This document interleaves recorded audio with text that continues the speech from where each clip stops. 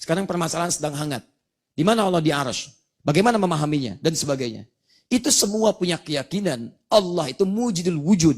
Allah yang paling tinggi, tidak sama dengan makhluk. Karena kaidah dalam ilmu tauhid, ketika akan memahami Allah, harus ada kaidah tanzihun min sifatil makhluk. Allah mesti dibebaskan dari sifat-sifat makhluk. Dibebaskan dari sifat-sifat makhluk. Tidak boleh sama. Sebab kalau Allah sama dengan makhluk atau di bawah makhluk, itu artinya ketuhanan sifat uluhiyah Allah itu hilang di situ. Makanya kita menolak misal, ya maaf, Tuhan lebih daripada satu. Karena yang lebih daripada satu sifat makhluk. Makhluk itu dilahirkan dan melahirkan. Sedangkan sifat Allah mesti beda dengan makhluk. Lam yalid walam yulad. Jadi ketika ada yang mengakui Tuhan, Tuhannya sempat dilahirkan, atau lebih daripada satu, kita tolak. Karena itu sifat makhluk. Apalagi yang lebih lemah daripada makhluk. Misal, baik Tuhan berwujud manusia. Mesti pada perbedaan antara manusia dengan Tuhan. Misal Tuhannya dari patung. Patung aja dibuat manusia. Patung lebih lemah daripada manusia. Bagaimana mau dijadikan sebagai Tuhan? Anda yang bikin, Anda yang nyembah. Lah bagaimana di sini? Lemah sifatnya di situ. Karena itu ketika beda sifat dengan makhluk, itulah yang disebut dengan khalik. Itu yang disebut dengan khalik. Di antara sifatnya apa? Nih, karena makhluk itu menempat. Allah Subhanahu wa taala tidak disifati dengan sifat-sifat makhluk. Sekalipun dikatakan itu, tapi tetap jangan dipahami sebagai sifat makhluk. Misal, kita ambil dari pendapat yang sangat populer. Sekarang ada dua pertentangan. Asal keduanya itu bagus. Dari sini misalnya, Syekhul Islam Ibnu Taimiyah sampai ke atasnya ketika mengatakan, ya, misalnya Allah 'alal 'arsy istawa. Allah beristiwa di atas arasnya. Apakah mengatakan kemudian bertempat? Lihat baik-baik. Beliau katakan, ini ada makhluk di bawah di bumi. Di atas ada makhluk di langit. Atas paling tinggi makhluk tertingginya arasy. Dan di atas makhluk itulah Allah Subhanahu wa ta'ala.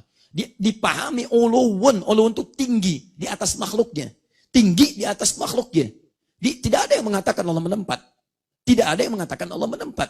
Jadi mengatakan Allah tinggi di atas makhluknya. Persis sama Al-Asy'ari mengatakan Allah tidak menempat. Allahu kana walam yakun lahu makan. Tidak ada tempat karena yang butuh tempat itu makhluk. Sebetulnya dua-duanya bersamaan punya irisan yang sama. Salafus saleh punya kesamaan dalam kesimpulan. Nah, hanya terjadi kasus-kasus kemudian entah siapa yang menghembuskan tiba-tiba, oh ini rame, ini muncul. Sampai mengatakan ini mujassim, ini bukan. Ada perbedaan teman-teman sekalian. Salah satunya apa? Lihat, ada di kemudian hari hadis-hadis yang kalimatnya sangat sensitif. Ayat-ayat Quran yang tidak dipahami dengan kalimat biasa. Makanya kemudian di sini ada beda cara pandang. Yang ini umumnya jangan ditakwilkan. Sudah tempatkan seperti ayatnya saja begitu. Hadisnya demikian begitu.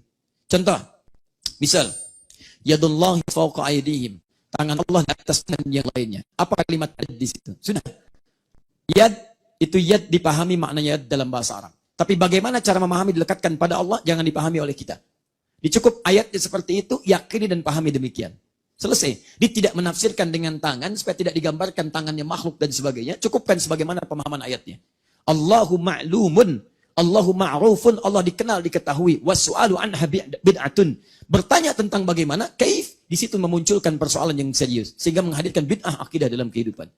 Nah, ada persoalan lain ketika disebutkan, dia bertanya bagaimana. Contoh, saya pernah menyampaikan hadis ini. Yanzilu Rabbuna tabaraka wa ta'ala. Allah Subhanahu wa ta'ala terjemahan tekstual. Turun yanzilu Rabbuna tabaraka wa ta'ala fi thulutsai akhir minal lail ila sama'id dunya. Diterjemahkan tekstual, Allah turun ke langit dunia setiap di sepertiga malam. Turun.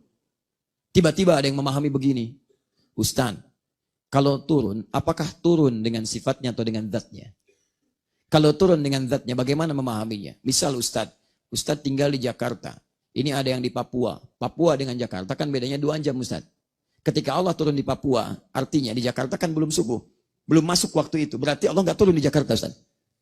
Ketika kemudian waktu Jakarta muncul sepertiga malam, Papua sudah lewat Ustaz. Berarti Allah nggak ada di Papua.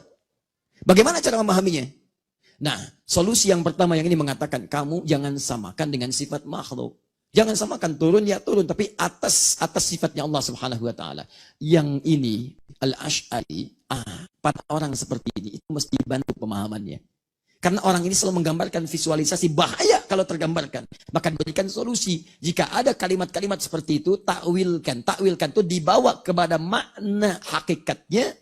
Hakikat yang dimaksudkan, inti persoalan di hadis itu yang disampaikan. Contoh, inti hadis tadi apa? Inti hadisnya adalah Allah menurunkan 3 hal. Berupa rahmatnya. Dari rahmat itu Allah turunkan 3 jenis. 1, mengabulkan semua doa yang dipanjatkan. Awas, hati-hati. Yang kedua, memberikan permintaan setiap yang dimohonkan. Yang ketiga, memberi ampunan setiap yang memohon ampun. Sehingga ditafsirkanlah kalimatnya Allah menurunkan rahmatnya supaya tidak gambarkan di benaknya itu bagaimana Allah turun dan sebagainya. Inilah metode takwil untuk menghilangkan pemahaman-pemahaman supaya tidak ada menyatu dengan tempat dan dengan jasad. Ada yang menolak, nggak bisa, nggak boleh ditawilkan, harus begini-begini. Antum nggak mungkin memahami seperti itu karena ada ayat-ayat yang ketika tidak dipahami dengan itu nggak bisa. Misal, nasullaha fanasiyahum. Mereka lupa dengan Allah, Allah pun lupa dengan mereka. Bagaimana antum bisa menisbatkan sifat lupa dengan Allah? Allah lupa dengan mereka. Apakah Allah punya sifat lupa? Oh, jangan dipahami begitu. Serahkan kepada Allah. Oh, Masya Allah. Bagaimana menyerahkan kepada Allah? Allah mesti bebas dari sifat lupa. Makanya diterjemahkan dengan terjemah ta'wiliyah. Apa terjemahnya? Allah mengabaikan mereka. Mencampakkan mereka. Bukan berarti lupa. Karena mereka tidak ingat Allah, diabaikan oleh Allah Subhanahu wa ta'ala. Kita menafikan sifat lupa dari Allah, menerjemahkan dengan kalimat yang senilai dengan keagungan Allah Subhanahu wa ta'ala. Di asalnya prinsipnya sama. Prinsipnya sama. Tidak ada kaitan dengan kalimat-kalimat yang muncul perdebatkan sekarang.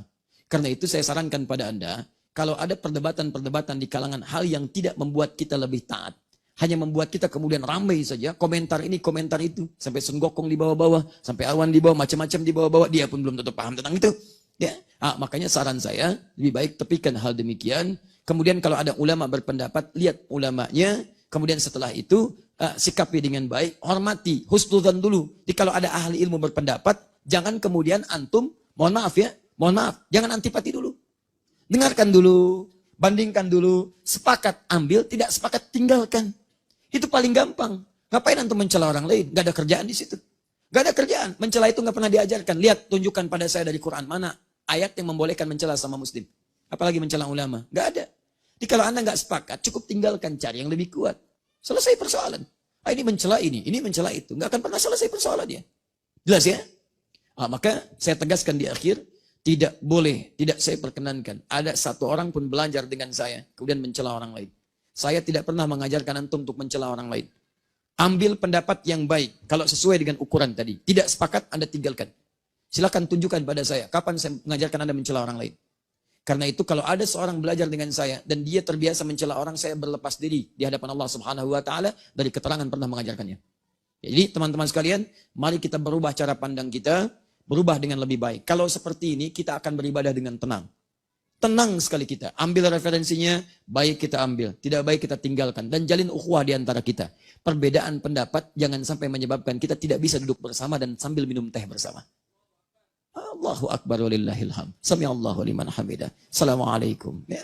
Sampai di akhirnya. Alhamdulillah. Dan itu indah. Beda pendapat di gula aja enak. Yang satu nggak pakai gula, yang satu pakai gula. Sama-sama minum teh. Akhi, berapa gulanya? Jangan banyak-banyak lah. Yang penting jangan terlampau manis. Yang penting setia. Masya Allah. Enak. Saya nyaman minum. Catat tuh, bikin status. Ya, luar biasa. Nggak ada masalah. Jadi tetap teman-teman sekalian, kopi pahit ada yang minum. Kopi manis ada yang minum. Tengah-tengah ada yang minum. Semuanya minum kopi. Selesai masalah. Kadang-kadang kita memang tidak adil. Ya, begitu enak dipuji kopinya. Begitu bermasalah, yang salahin gulanya. Silakan cek, teh enak, dipuji tehnya, enak nih teh, masya Allah. Kopi enak, dipuji kopinya, enak nih kopi. Susu nyaman, manis nih susunya. Begitu kena penyakit gula, gula yang salah. Masya Allah. Taib ya, paham sampai sini?